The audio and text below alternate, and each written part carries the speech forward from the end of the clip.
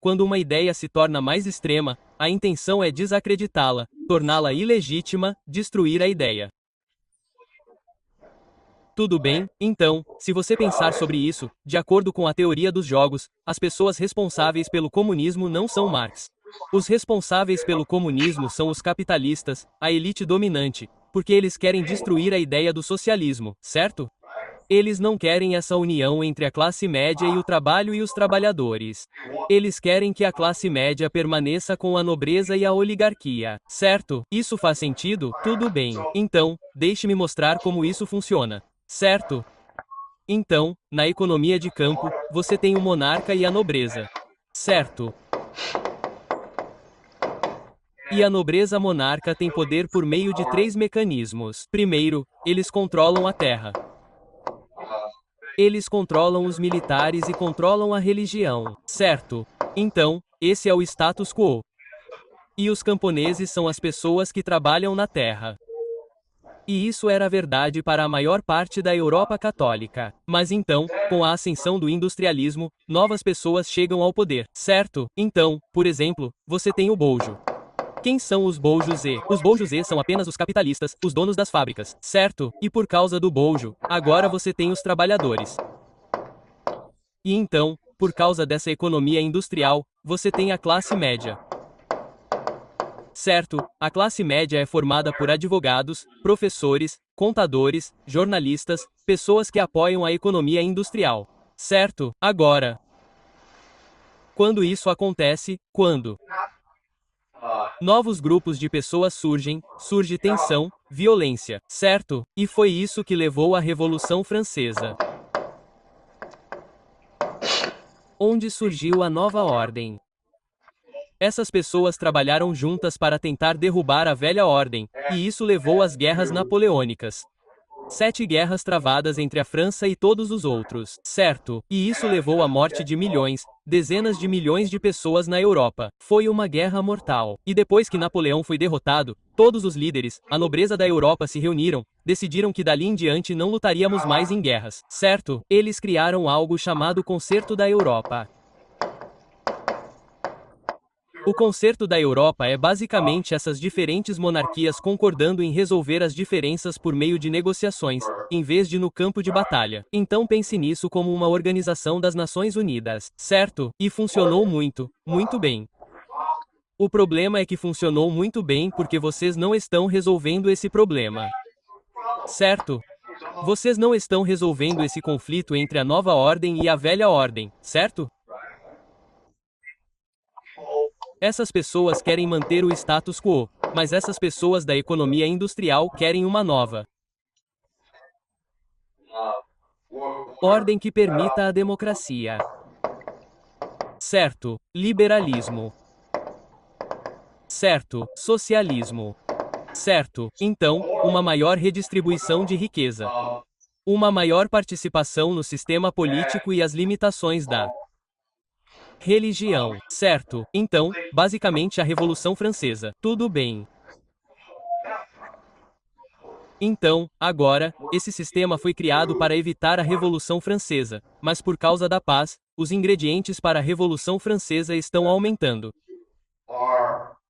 Certo, e isso levou a algo chamado de Revoluções de 1848. Revoluções de 1848. E isso aconteceu em toda a Europa, onde em cada lugar havia uma revolta, uma combinação dessas pessoas, a classe média e os trabalhadores que pediam mudanças no governo. Certo, alguns lugares eram violentos, alguns lugares eram pacíficos, alguns lugares se concentram mais na democracia, alguns lugares se concentram mais no liberalismo, alguns lugares focam mais no socialismo. Certo, tudo bem. Então, isso faz sentido? Depois de 1848, o que os líderes da Europa reconheceram é que, sabe de uma coisa? Se não fizermos nada sobre essa situação, eventualmente a nova ordem vai nos consumir. A nova ordem da burguesia, classe média e trabalhadores. Essa aliança vai nos destruir. Então, o que podemos fazer sobre isso? A solução deles é dividi-los. Certo, temos que dividi-los. Então, antes, os conflitos eram sobre poder, status, religião. Certo? Então, a primeira ideia é criar a ideia de que o conflito real é de classe. Certo. Então, o verdadeiro inimigo não é entre a nobreza e a burguesia. Certo. O verdadeiro inimigo é entre a burguesia e os trabalhadores. Certo. Esse é o conflito real. Certo. A segunda é que temos que desacreditar essas pessoas e fazer esse movimento parecer extremista, fanático, zeloso. Certo? E você faz isso dizendo, certo, nada de propriedade. O que queremos não é uma sociedade de guerra. O que queremos é uma sociedade completamente igualitária, onde ninguém tem dinheiro, ninguém tem direitos, ninguém tem liberdade. Comunismo. Certo? E a terceira maneira de deliberar é dizer que isso é uma conspiração internacional. Ei, pessoal, judeus. Esses comunistas estão em uma sociedade secreta que quer dominar o mundo inteiro. Então não é que esses trabalhadores só queiram mais direitos. Não, não, não. Esses trabalhadores são ferramentas em uma conspiração real para conquistar o mundo inteiro. Eles são financiados por judeus, por capitalistas, pelos britânicos. Quem se importa, certo? Mas eles não são alemães. Eles não são franceses. Eles não são nós. Você entende? Então pense nisso. O comunismo foi um golpe. Certo? Uma ferramenta usada pela elite, pela nobreza para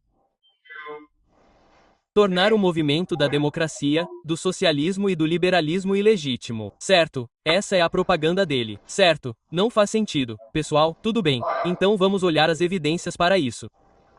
Tudo bem. Então, essas são as revoluções de 1848.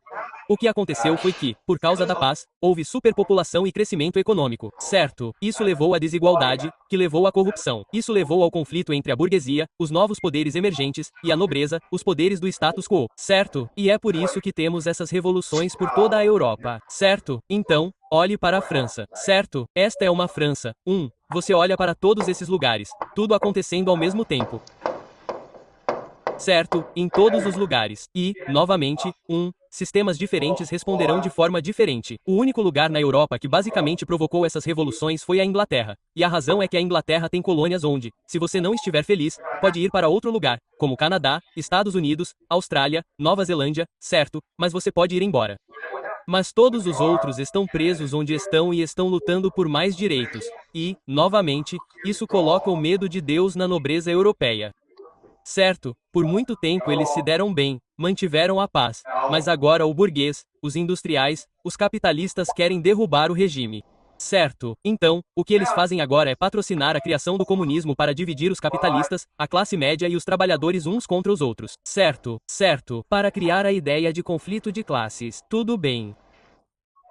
Certo. Então, Karl Marx e Friedrich Engels. Tudo bem.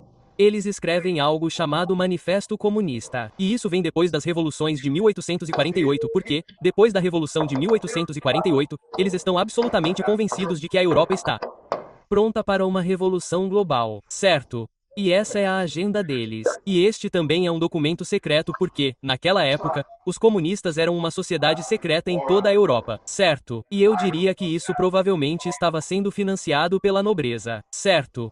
Certo. Então, ele pede a abolição total da propriedade. Tudo bem. Chega de propriedade. Isso é bem extremo. Então, lembre-se de que a classe média quer apoiar o socialismo, mas não pode sustentar o comunismo. O socialismo é apenas uma redistribuição de riqueza. O comunismo é a abolição da riqueza. Duas coisas diferentes. Certo? A abolição total da herança. Certo. Novamente, você é de classe média. Você pensa, eu trabalhei muito para ganhar esse dinheiro. Quero dar para meus filhos. Agora não posso mais. Certo. Isso é horrível. Certo. Centralização do crédito nas mãos do Estado. Certo. Por meio de um banco nacional. Certo. E você pensa, ok, isso parece muito extremo, mas sabe de uma coisa? Eles já fazem isso no capitalismo. É chamado de Banco da Inglaterra, certo? Certo. Então, já existem muitas semelhanças entre o capitalismo e o comunismo. Lembre-se de que o Banco da Inglaterra é onde toda a riqueza do mundo é armazenada, certo? Então, um banco centralizado e um sistema comunista são a mesma coisa, certo? Centralização dos meios de comunicação, certo? Um partido. Bem, isso é apenas a classe capitalista, uma oligarquia. Tipo, será que realmente importa? Se é uma oligarquia ou uma parte, é a mesma coisa, certo? Troca de fábricas, instrumentos de produção de propriedade do Estado, responsabilidade igualitária de todo o trabalho, combinação de agricultura, indústrias manufatureiras, certo? Então, essa é a ideia de criar um proletariado. Certo, ou manufatura. E isso, o que os capitalistas querem, pessoal, certo? Então, atualmente, a maior parte do mundo é uma economia feudal agrícola. E isso exige a criação de uma economia industrial manufatureira. É isso que os capitalistas querem, certo? Porque dessa forma eles podem explorar melhor as pessoas. Educação gratuita para todas as crianças. E você pensa, ah, isso é ótimo, cara, escola gratuita. Não, não é porque agora você pode fazer lavagem cerebral neles, certo? Isso é lavagem cerebral. Então, sabe, você pensa, ok, bem, essa agenda é comunista. Bem, se eu sou um capitalista, estou bem com essa agenda, certo? Estou feliz com essa agenda. O que há de errado com essa agenda? Aspas. Certo. Certo. Quando as classes de desenvolvimento do curso tiverem desaparecido e toda a produção tiver sido concretizada em uma vasta associação aprimorada de toda a nação, o poder público perderá seu caráter político. O chamado poder político é meramente o poder organizado de uma classe para oprimir outra. O político, durante sua disputa com o burguês, é compelido pela força das circunstâncias a se organizar em sua classe. Se por meio da revolução ele se torna a classe dominante ao varrer pela força as velhas condições de produção, então, ao longo dessas condições, ele terá varrido as condições para a existência de classe e o antagonismo de classes em geral e, assim, terá abolido sua própria supremacia como classe. Certo. Certo. Então, isso soa muito público, mas não é. Certo. Primeiro, estabelece que o político e o partido são os verdadeiros inimigos, não entre o capitalista e a monarquia, ou seja, entre o capitalismo e a religião. O verdadeiro conflito é de classe entre o bar e o proletariado. Certo. E para os políticos vencerem, eles precisam de um partido. Certo? Eles precisam de um partido de vanguarda. Mas ei, uma vez que esse partido de vanguarda se estabeleça e destrua a classe, ele irá embora. Certo? Você entendeu? Ele abrirá mão do poder voluntariamente. Ele escolherá não existir mais. Isso nunca aconteceu antes, mas confie em nós sobre isso. Certo? Desta vez será diferente. Tudo bem? Tudo bem. Certo.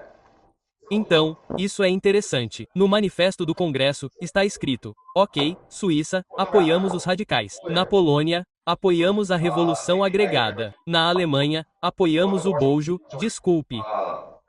Sim, o político. Certo. Então, em lugares diferentes, eles têm preocupações diferentes. Eles têm necessidades diferentes, certo? E o que essas pessoas estão dizendo é que não fazemos parte da conspiração natural. Tudo o que queremos é uma sociedade mais justa. É tudo o que queremos. Não fazemos parte de uma sociedade secreta empenhada em dominar o mundo. O que o Manifesto Comunista diz é: sim, vocês são. Sim, todos nós fazemos parte desta grande conspiração para conquistar o mundo e estabelecer o comunismo. Certo? Então por que eles fariam isso?